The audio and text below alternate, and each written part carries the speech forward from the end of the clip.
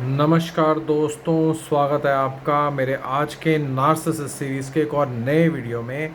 मेरा नाम है राजीव, ये है राजीव कोचर लाइफ मंत्रा। दोस्तों, आज के इस वीडियो में मैं आपको बताने वाला हूँ कि जो ये नार्सिसिस्ट जो होता है, असलियत में नार्सिसिस्ट खुद एक मनहूस होता है।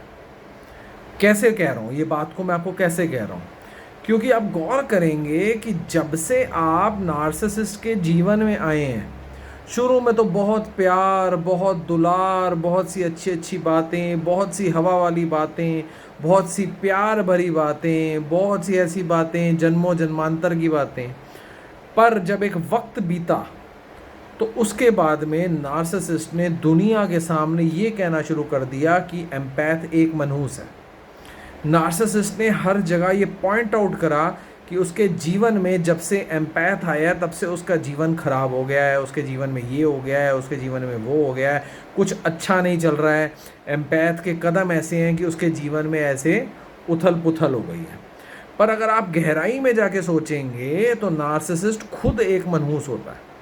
नार्सिसिस्ट को एक कंधा चाहिए होता है जिसके ऊपर अपना सारा ये मनहूसियत का दारमदार थोप सके, सारा उसके ऊपर डाल सके, सारा उसके ऊपर वो ठीकरा फोड़ सके कि वो बंदा मनहूस है।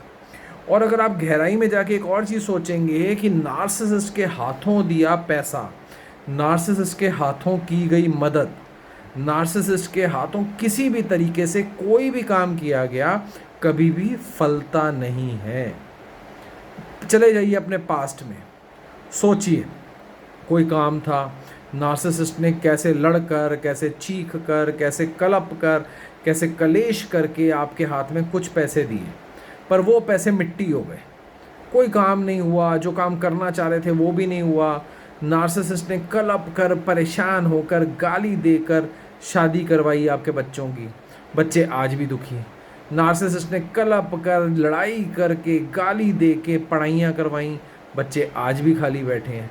ध्यान से सोचोगे तो नार्सिसिस्ट के हाथों में बरकत नहीं है, नार्सिसिस्ट के पैसों में बरकत नहीं है।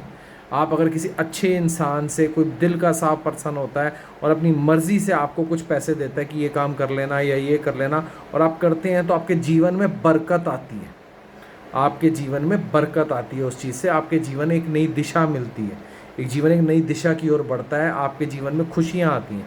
पर नार्सिसिस्ट भले ही आपके माँ बाप हों, भले ही आपका बड़ा भाई, बड़ी बहन, घर के लोग, सास, रिश्तेदार, कोई भी हो, या पति पत्नी में से कोई भी हो, नार्सिसिस्ट के हाथों दिया पैसा कभी फलता ही नहीं है।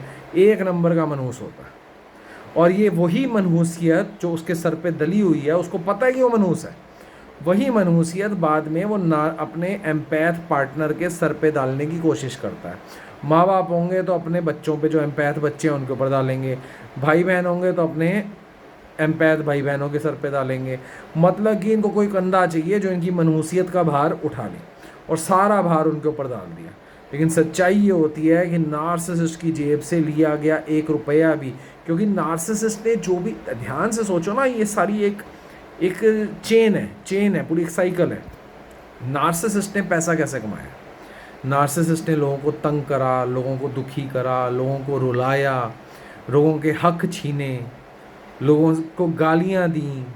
यानी उसके पैसे पे लानत ही चिपकी हुई है कि मतलब उसके पैसे को कोई हाथ लगा ले, उस पैसे से कुछ कर ले, उस पैसे के अंदर बरकत आएगी नहीं, क्योंकि इतने लोगों को तंग करने के बाद में, इतने लोगों का हक छीनने के बाद में, इतने लोगों को रुलाने के बाद में इसके पास वो पैसा आया। अब जब इसने, पहले तो वो पैसा अपनी छाती को लगा के रखता है, और अगर इसको मजबूरी में या कैसे भी करके या गाली दे के या वट एवर लड़के इसको उसमें से कुछ अंश देना भी पड़ गया, तो अब मान के चलो कि इसने जिस काम के लिए आपको वो पैसा दिया वो काम कभी पूरा हो ही नहीं पाएगा, क्योंकि उस पैसे में बरकत ही नहीं।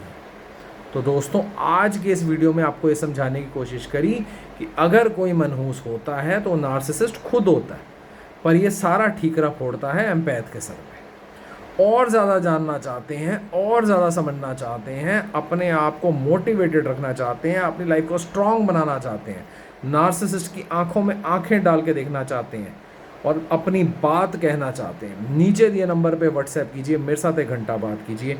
ये बात ऑनलाइन फेस टू फेस होगी, और ये मीटिंग फ्री नहीं होगी, ये पेड मीटिंग होगी। तो जो सीरियसली मुझसे बात करना चाहते हैं वो आएँ और मुझसे बात करें।